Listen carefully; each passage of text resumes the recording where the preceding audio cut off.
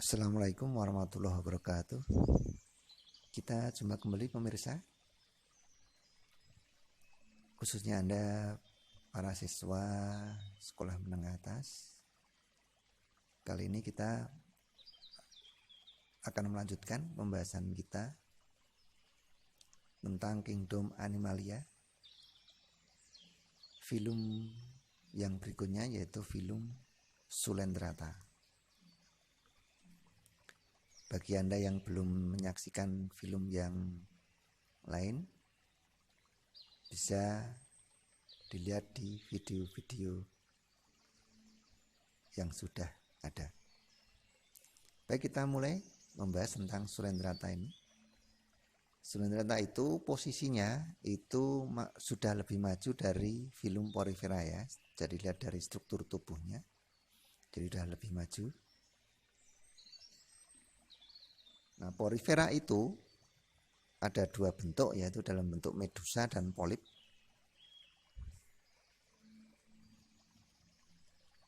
Seperti ini, medusa itu bentuk Sulendrata di mana dia bisa bergerak aktif, ya, bisa melayang-layang di perairan. Sedangkan kalau yang polip itu menempel di bebatuan di dasar lautan, di dasar perairan. Tuh, jadi bentuknya ada dua. Nah, biasanya satu jenis Sulendrata itu nanti dalam daur hidupnya akan mengalami fase-fase polip dan fase-fase medusa. Kita lihat struktur tubuhnya seperti itu ya, itu dalam bentuk polip sebelah kiri, yang medusa itu sebelah kanan. Ada mulut. Kalau yang bentuk polip ya tentu mulutnya di atas, dengan yang bentuk medusa mulutnya di bawah. Itu sebagai tempat untuk memasukkan makanan tentunya ya, ke dalam rongga makanan atau rongga gastrovaskuler yang bagian tengah itu. Kemudian Sulendrata itu dilengkapi dengan tentakel, dianggap sebagai tangan ya, untuk menangkap mangsanya. Mangsanya itu biasanya hewan-hewan kecil, ikan kecil, udang dan sebagainya. Itu nanti akan dicerna di dalam rongga gastrovaskuler. Nah, bagian lain nih sama ya, ada epidermis, ada mesoglea, ada gastrodermis, seperti itu. Ada lapisan luar dan lapisan dalam. Kemudian ada mesoglea. Nah, Sulendrata itu masih tergolong dipoplastik juga ya. Jadi tubuhnya terdiri dari dua lapisan. Lapisan luar dan lapisan dalam.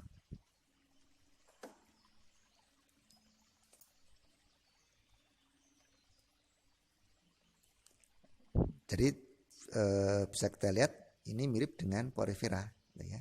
Jadi yang pertama itu lapisan epidermis, yang tengah itu mesoglea, lapisan tengahnya ya. Lapisan tengah itu bukan lapisan sel tapi isi ya, isi dari ruang antara lapisan luar dan lapisan dalam. Yang ketiga lapisan gastrodermis, lapisan yang paling dalam, dan ini membatasi rongga pencernaan. Maka namanya gaster. Gaster itu kan pencernaan. Jadi lapisan di mana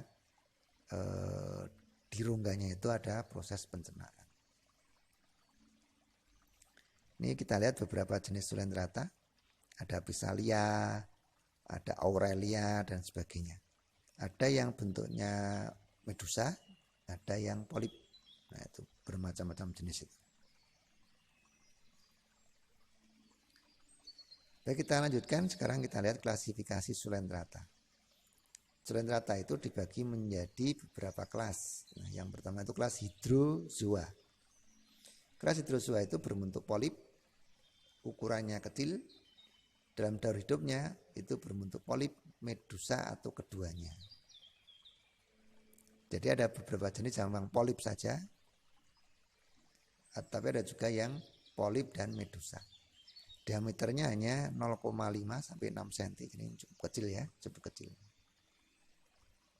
Nah, kita lihat sekarang beberapa jenis dari kelas hidrozoa ini.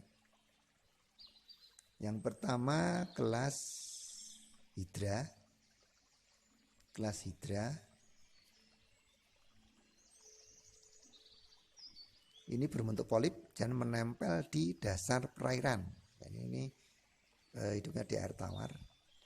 Reproduksi aseksual dengan membentuk tunas, sedangkan secara seksual dengan membentuk gamet jantan dan gamet betina.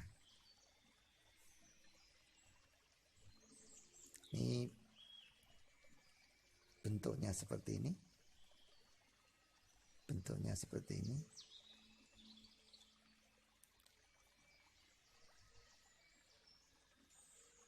Ini juga. Jadi ada tentakel-tentakelnya ya. Mulutnya tentu di sekitar tentakel itu. Ini juga sama.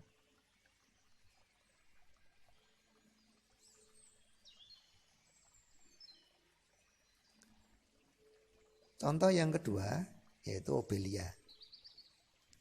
Berbentuk medusa. Ini bebas melayang di perairan namun sebagian waktu hidupnya itu berupa polip. Jadi Obelia ini mirip dengan ubur-ubur tapi beda ya. Ini ukurannya lebih kecil. Mungkin sekilas sama tapi beda jenis. Dan memang ukurannya juga lebih kecil. Nah, dalam daur hidupnya Obelia itu nanti ada tahap polip, ada tahap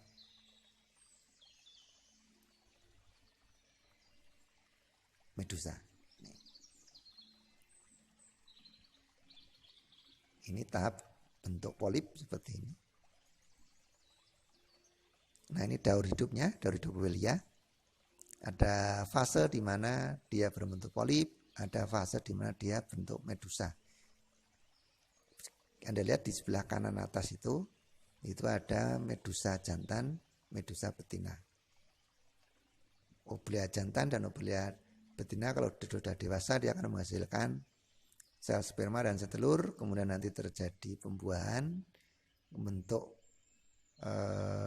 zigot ya. Zigot akan berkembang menjadi blastula. Blastula berkembang menjadi planula. Planula kemudian menempel di dasar perairan, dasar laut. Menetap ya di situ menjadi polip, kemudian tumbuh berkembang menjadi polip yang sudah dewasa seperti gambar sebelah kiri itu tadi ya. Sebelah kiri tadi terlihat itu. Kemudian di bagian tertentu itu akan menghasilkan calon-calon medusa. Calon-calon medusa. Kemudian nanti akhirnya calon-calon medusa akan lepas dari polipnya itu. Jadilah nanti polip yang dewasa. Oke, seperti itu daur hidupnya ya. Jadi ada tahap medusa, ada tahap polipnya. Daur hidup Obelia itu. Lanjut ke kelas yang kedua yaitu kelas Scyphozoa. Ini bentuk medusa lebih dominan dalam daur hidupnya. Nah, ini yang ukurannya jauh lebih besar antara 2 sampai 40 cm. Ini yang disebut sebagai ubur-ubur sejati itu yang dari kelas Scyphozoa ini. Contoh-contohnya tentunya ubur-ubur ini ya atau Aurelia aurita. Nah, kita lihat daur hidup ubur-ubur. Jadi ada medusa, kemudian bertelur, bentuk planula, kemudian menempel di dasar membentuk Scyphistoma. Scyphistoma kemudian nanti membentuk strobila. Nah, strobila itulah nanti akan melepaskan medusa-medusa muda atau disebut dengan Ephira. Ephira nanti akan berkembang menjadi medusa yang dewasa. Medusa dewasa nanti akan bereproduksi dan seterusnya ya. Itulah daurnya seperti itu, berputar-putar seperti itu.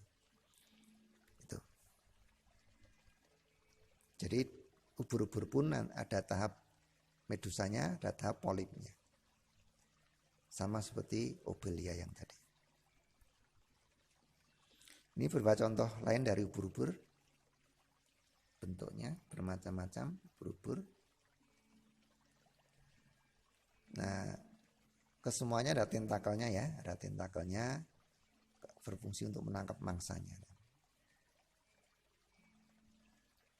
Ini ubur-ubur yang cukup besar ya, bisa kita lihat dibandingkan dengan penyelamnya sebesar itu. Lanjut kelas yang ketiga yaitu kelas Anthozoa. Ini hidupnya sebagai polip Ini tidak ada yang bentuk medusa. Dalam daur hidupnya tidak ada tahap medusa ya, berbentuk polip, tingginya 1,5 sampai 5 cm dengan diameter sampai 1 sampai 2 cm. Nah, variasi warnanya bermacam-macam, ada yang putih, biru, jingga, merah dan sebagainya. Ini bentuk yang lain. Ini biasanya menjadi tempat tinggal hewan-hewan ya, khususnya ikan. Ikan atau udang-udang kecil ya, tinggal di situ. Nah, struktur tubuhnya seperti ini.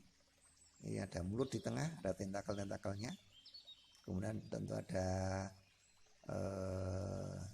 rongga pencernaan di sebelah dalam. Nah, bentuknya seperti itu.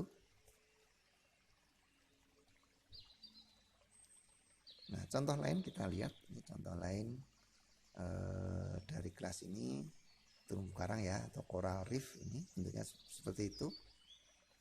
Masing-masing lingkaran itu adalah satu spesies ya. Jadi itu berkoloni, bergabung seperti itu. Kelas ini nanti akan menghasilkan zat kapur, sehingga biasanya kalau hewannya mati, yang tinggal zat kapurnya. Nah, tinggal zat kapurnya. Kalau masih berwarna seperti ini, berarti dia masih hidup. Masih hidup. Ini seperti ini, bermacam-macam bentuk. Bermacam-macam bentuk. Satu lingkaran itu adalah satu organisme. Ini juga bermacam bentuknya. Nah ini yang sudah rusak, sudah mati, warnanya sudah nggak ada, berarti ini sudah mati ini. Yang tinggal hanyalah zat-zat kapur dan zat-zat lain ya, yang dihasilkan oleh organisme tadi.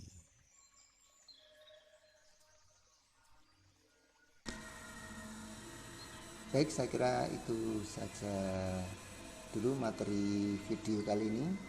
Semoga bermanfaat. Terima kasih atas perhatiannya. Saya akhiri.